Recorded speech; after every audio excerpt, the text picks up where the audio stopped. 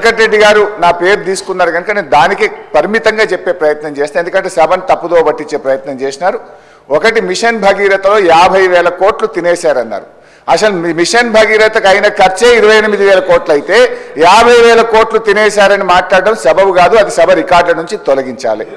రెండవది వారు మాట ఏమన్నారు, మా నల్గొండ జిల్లాకు అన్యాయం అయిందన్నారు. నేను నీటిపారుదల శాఖ మంత్రిగా పనిచేసిన.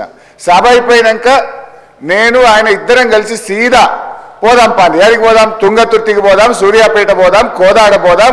నాటి కాంగ్రెస్ పాలనలో 1 ఎకరానికి నీళ్లు రాకపోతే కాళేశ్వరం నీళ్లతోని 2 లక్షల ఎకరాలకు గోదావరి నీళ్లు పారించినమా లేదా, పోయి సీదా కాలువల మీద నడుచుకుంటూ ఈ నీళ్లు ఎప్పుడు వచ్చినాయి, కేసీఆర్ వచ్చినాక వచ్చినాయా, అంతకుముందు వచ్చినాయా అడుగుదామంటే అడుగుదాం. మూడోది, నల్లగొండకి ఏం చేయలేదని మాట్లాడడం కూడా కరెక్ట్ కాదు.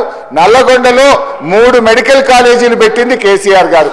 నల్లగొండ పట్టణంలో గతంలో మీరు మంత్రిగా ఉన్నప్పుడు ఎట్లా ఉంది, కేసీఆర్ గారు నల్లగొండ పట్టణాన్ని గత 5 ఏళ్లలో ఎంత అభివృద్ధి చేశారో నల్లగొండ పట్టణ ప్రజలను అడుగుతా కూడా చెప్తారు అధ్యక్ష. యాదాద్రి పవర్ ప్లాంట్ ఇచ్చిన అధ్యక్ష. ఇలా నల్లగొండను అన్ని రకాలుగా ఆ జిల్లాను సమగ్రంగా అభివృద్ధి చేసింది బీఆర్ఎస్ పార్టీ.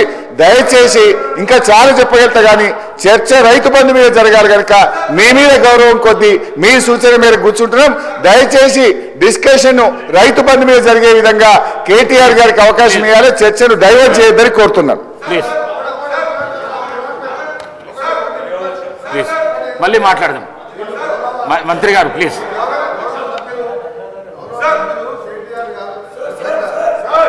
గౌరవ సభ్యులు కేటీఆర్ గారు 24 గంటల కరెంటు విషయానికి వచ్చినప్పుడు మాత్రమే లేచిన. రైతు భరోసా మీద మాట్లాడినప్పుడు నేను లేవలే.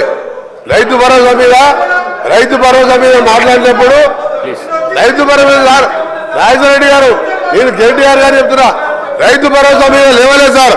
ఇంకొకటి, వారు మళ్ళా సభను తప్పుదో పెట్టేసేగా హరీష్ రావు గారు నల్గొండ జిల్లాకు Congress party sir Nagarjuna sir ఎవరు కట్టింది సార్? కేసీఆర్ కట్టిండా, వాళ్ళు ఆయన కట్టిండా?